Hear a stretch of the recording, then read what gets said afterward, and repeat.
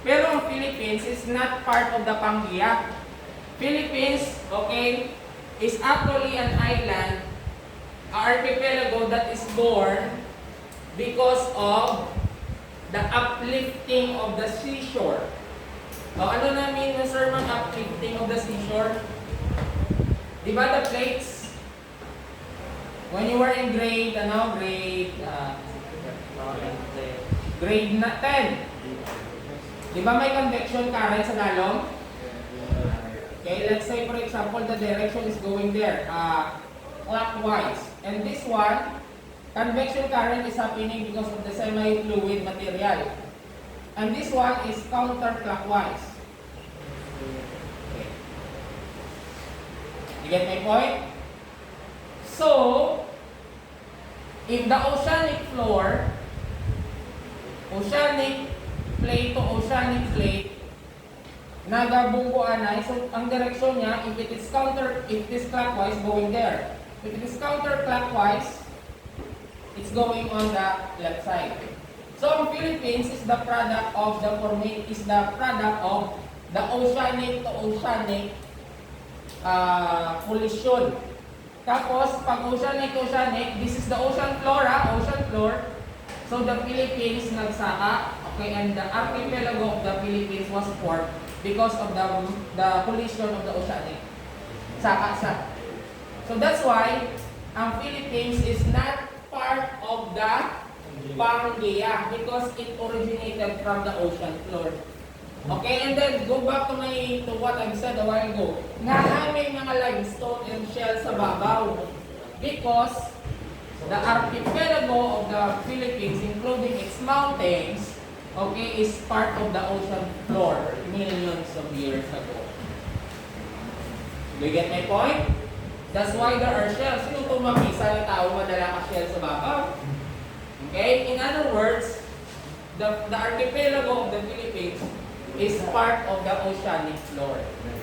When you go to Guimaras is blessed with a fertile soil, and then at the same time, it has a natural antibiotic property ang ilang soil because of the limestone present over there. O, dinagaling ng limestone, basically, the ocean floor. Okay, so, all the kinds of sedimentary rocks, okay, that comes from the living things, okay, can be considered as organic or bioplastic. Chemical crystalline formed from the evaporation or precipitation of seawater. What is the meaning of that? Chemical, oh yeah. Evaporation or precipitation of seawater. For example, area, may mga sediments na, different sediments, lain-lainon kong gray na, and lain-lainon mga type. They are floating in the water, seawater. Now, if this seawater evaporates, this solid material will clump together because of the absence of water, and they will undergo cementation and compaction, which will form crystalline.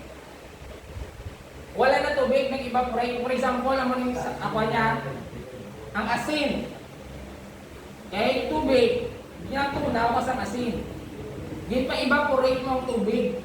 What will happen is, it will remain crystals of salt there. The same thing with this chemical-based or chemical-based sedimentary rock. Crystalline form. Okay? Do you get my point? Okay, salt. Okay, this according sa this is the 11th commandments. Diba we have 10 commandments? The 11 commandments now, do not eat a salt because it is asin. Just kidding. Okay, bad joke. Okay. Example are your halite and gypsum, that's crystalline. Okay? Okay. Okay, let's proceed with the igneous rock. Igneous rock formed when liquid rock or partially melted rock cools down and solidifies. So, in other words, your igneous rock is volcanic in nature. Ang iyang origin. Okay? They are volcanic in origin. In other words, igneous rock are only formed in, okay, in the volcano. Okay? It could be either intrusive or extrusive. Usually, if the molten rock material solidify and becomes igneous rock inside the mountain, then that is considered as which means inside, intrusive. But if the igneous rock formed, okay, or the magma, the magma solidify inside, it's intrusive. If the magma goes out, it becomes lava, and then it solidifies, it is extrusive. So their point of origin or the place where they solidify is a basis in classifying the igneous rock, which is either be intrusive or extrusive igneous rock. Okay? So din sila na-solidify. Example of that is your plutonic igneous rock, and then this one is volcanic. Sir, paano na siya nagkaka-form? Okay, this one is part of your rock cycle, and this is happened because of the subduction zone. I think Mr. Tagabi discussed that to you, and you also meet that, okay? Subduction zone, okay? This is the collision between oceanic and continental crust, okay? This is what happened. Yan lang.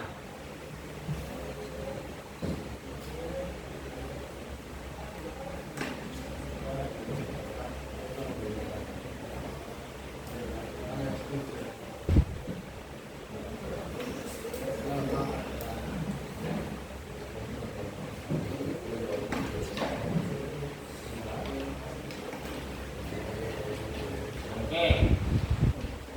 Yan. So, this is how your igneous rock is formed. When the oceanic crust and the continental crust collide, okay, what will happen is the earth is actually remodeling the plates, which becomes older, and usually the closer you are from the edge of the subduction zone, you would see the oldest rock. Okay, so in other words, gina-recycle niya ang old rock, and then usually kung dire, it becomes younger. Okay, now, when this one subduct, because oceanic crust is heavier, so the law of gravity will pull it down. It's heavier compared to the continental crust. What will happen is, as it reaches the lower portion, which is very hot, it starts to melt, and then the magma will rise because it becomes less denser because of the temperature, and then it will feed the magma chamber. This is the magma chamber. So this one will evaporate, the rising magma will feed the magma chamber, and we know that the magma is the melted rock particles here. Paglupok, okay, when the magma or the lava solidify, it becomes the extrusive igneous rock. But there are magma that solidifies inside the volcano, we call it as intrusive. So this is the process, or this is an important principle or science concept that would appreciate us nga ang rock cycle, all types of rocks can become igneous rock as long as they will be introduced in the mantle. Copy? Copy? O, sige.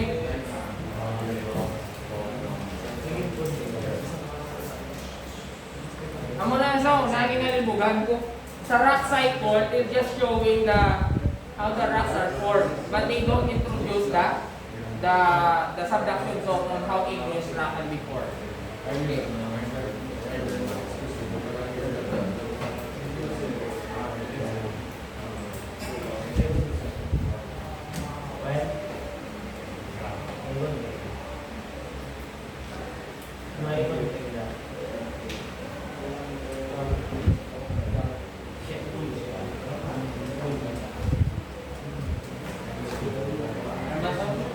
Okay, take note.